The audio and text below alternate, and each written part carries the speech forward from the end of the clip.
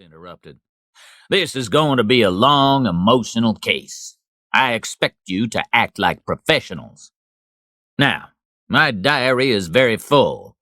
The only time I have is the week of July 22nd. Is that a problem?" Jake smiled at Buckley and looked at his own diary. "Looks good to me."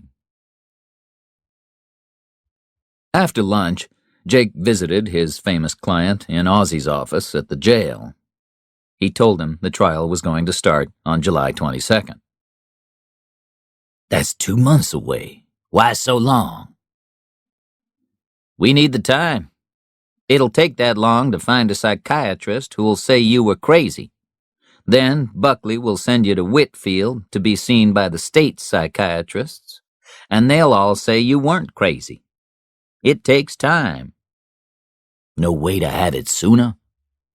"We don't want it sooner." "And if I do?" Jake studied him carefully. "What's the matter, big man?" "I've got to get out of here, and fast." "I thought you said jail wasn't so bad." "It ain't, but I need to get home. Gwen's got no money. She can't find a job. Lester's in trouble with his wife, and I hate to ask my family for help." "But they will help, won't they?" "A little.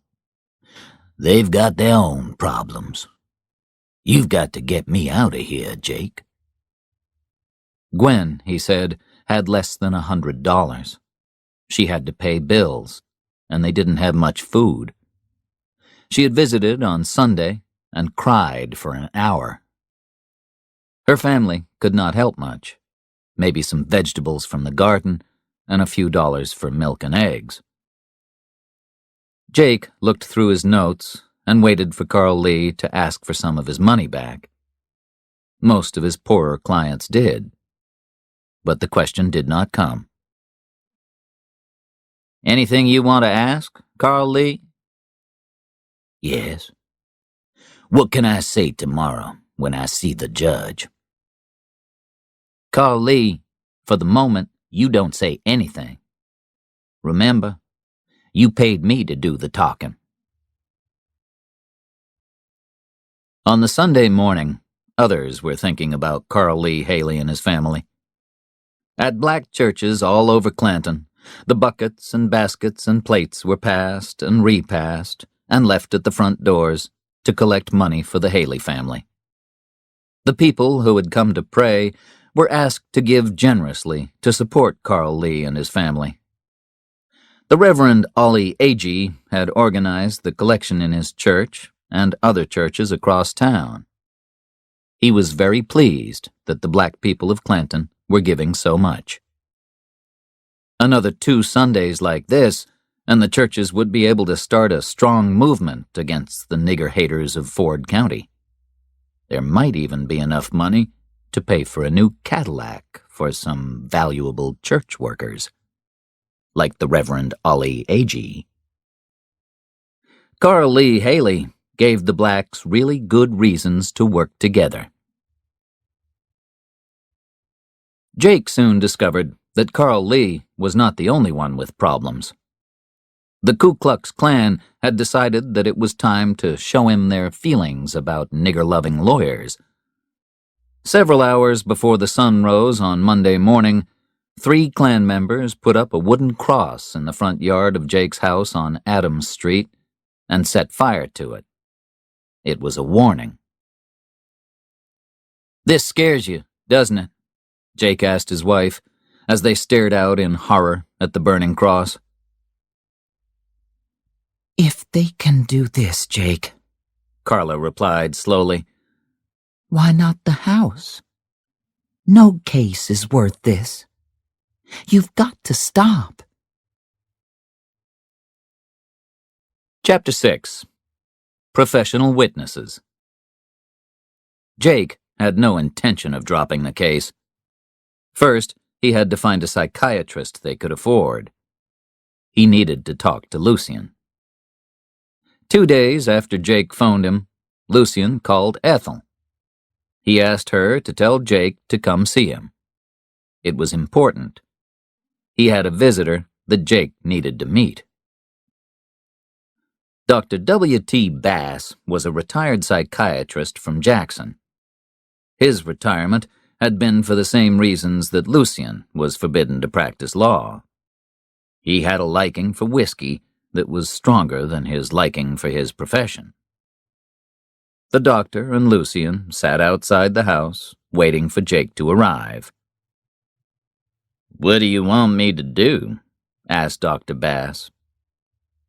"Just say he was insane." "Was he?" asked the doctor.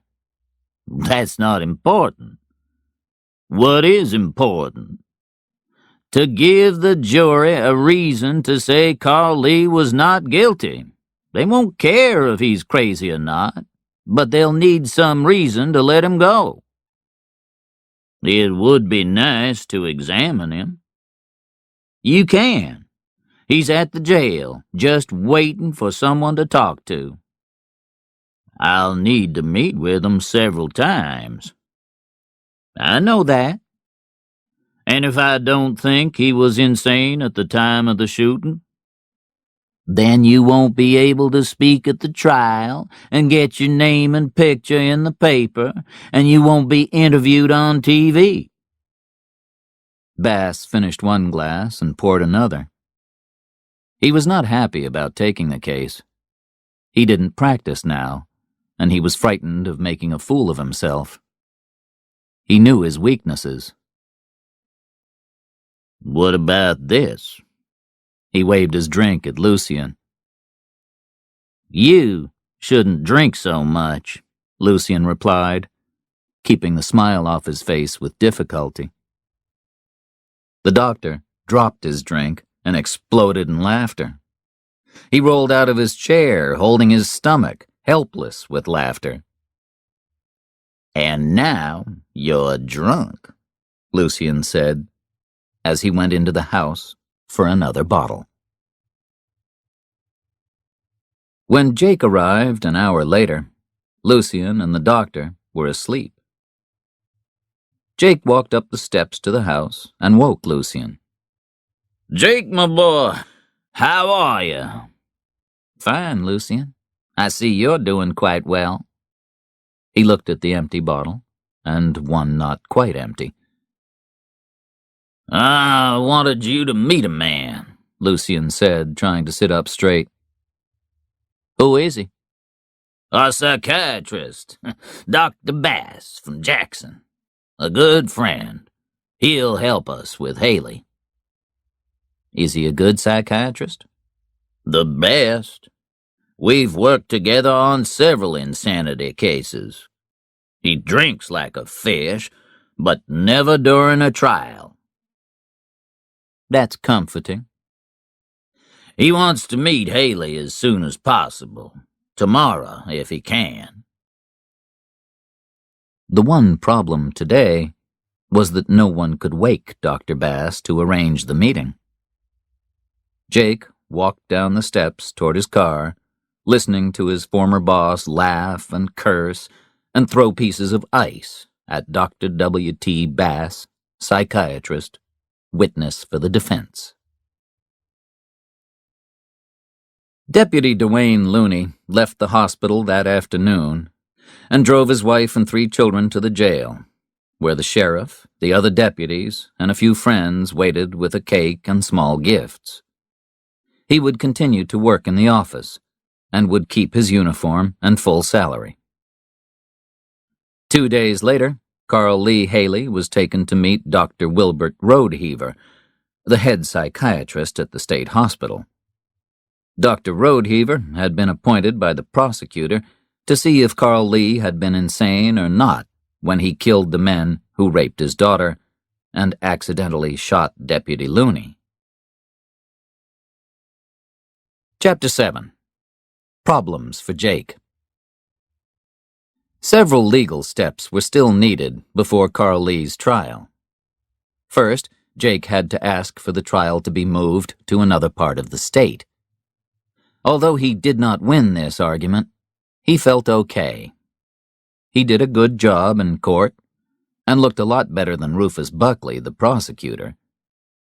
The problem was that the judge then decided that there was too much publicity about the case and told both lawyers they had to stop talking to journalists. He did not want the trial to be held in the newspapers and on TV. Outside the courthouse, it hurt to say no to the reporters. They followed Jake across Washington Street, where he excused himself with a "no comment" and escaped into his office. The loss of publicity hurt even more when Ethel came in to tell him the firm had big money problems.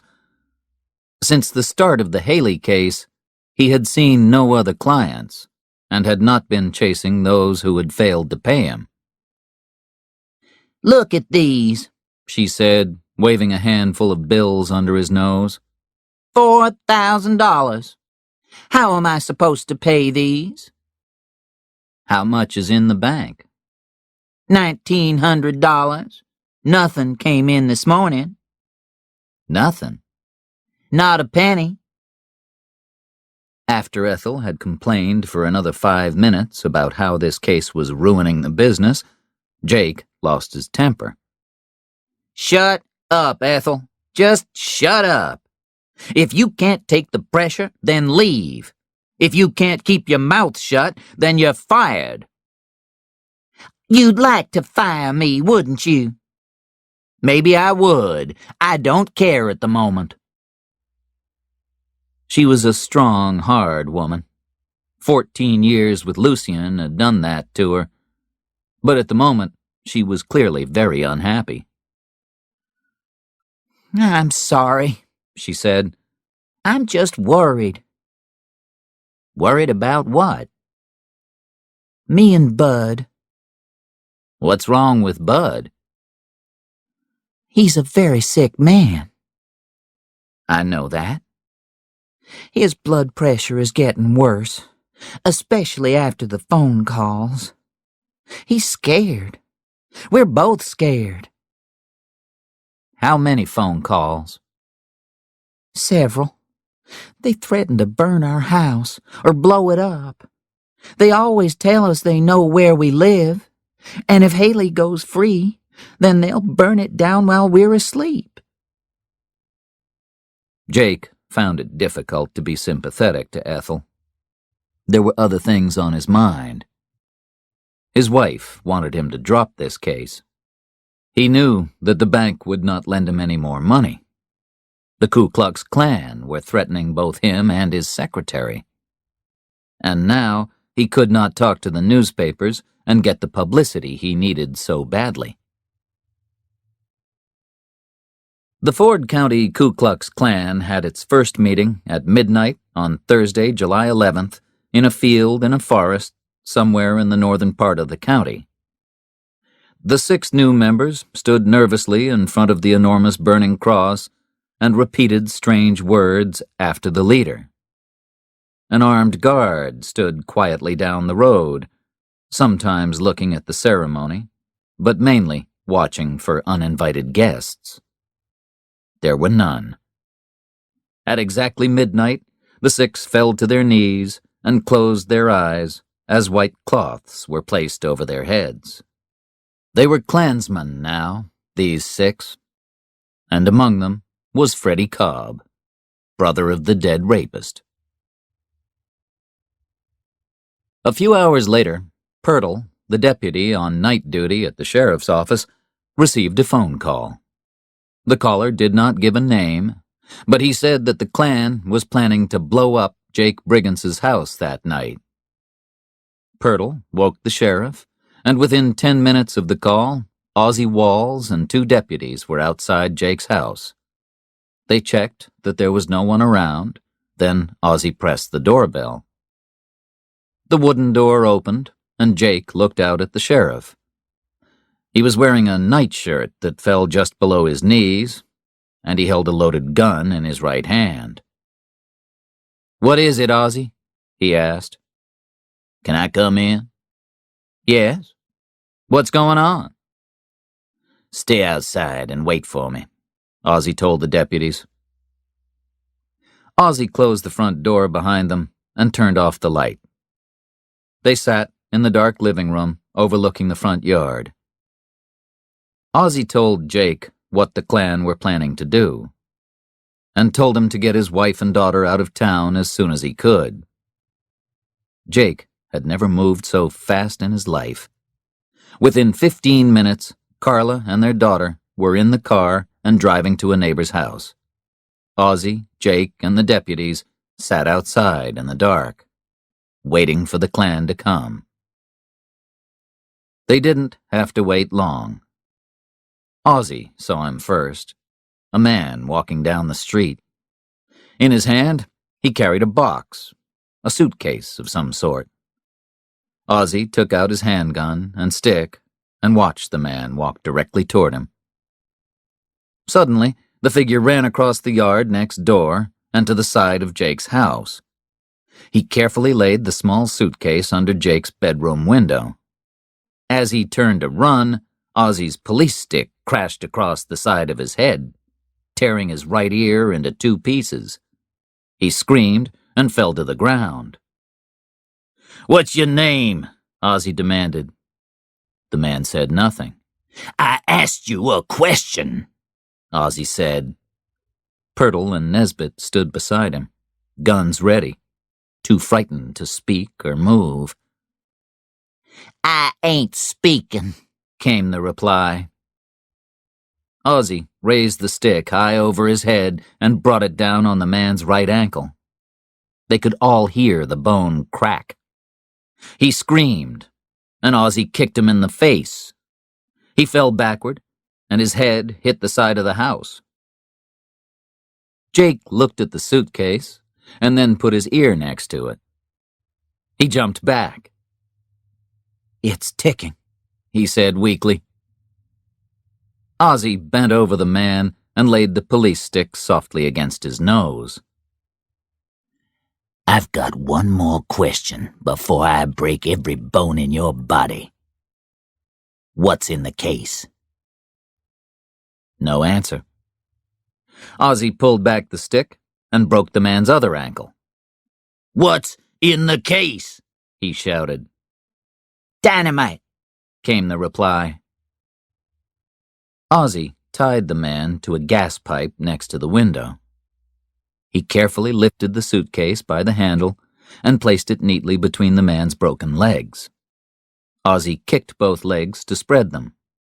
Ozzy, the deputies, and Jake backed away slowly and watched him. The man began to cry. I don't know how to stop it, he said. You'd better learn fast, Jake said. Give me some light, and I need both hands, he said. Try it with one, Ozzy said. They waited on the other side of the street, saying little, listening for any unusual noise. After about 15 minutes, the man shouted, and they ran back across the front yard. The empty suitcase had been thrown a few feet away. Next to the man was a neat pile of 12 sticks of dynamite. Between his legs was a large, round-faced clock with wires connected to it. Ozzy bent down and removed the clock and the wires. He did not touch the dynamite. Where are your friends? No answer. He took out his stick again and moved closer to the man. I'm gonna start breaking bones one at a time. You'd better start talking. Now, where are your friends? No answer. Ozzy stood and quickly looked around, not at Jake and the deputies, but at the house next door. Seeing nothing, he raised the stick. The man's left arm was still tied to the gas pipe, and Ozzy hit him just above the elbow. The man screamed and pulled to the left. Jake almost felt sorry for him. Where are they? Ozzy demanded. No answer. Jake turned his head as the sheriff hit the man again. Where are they? No answer. Ozzie raised the stick. Stop! Please stop! The man shouted. Where are they? Down that way. About 2 streets. Get the cars.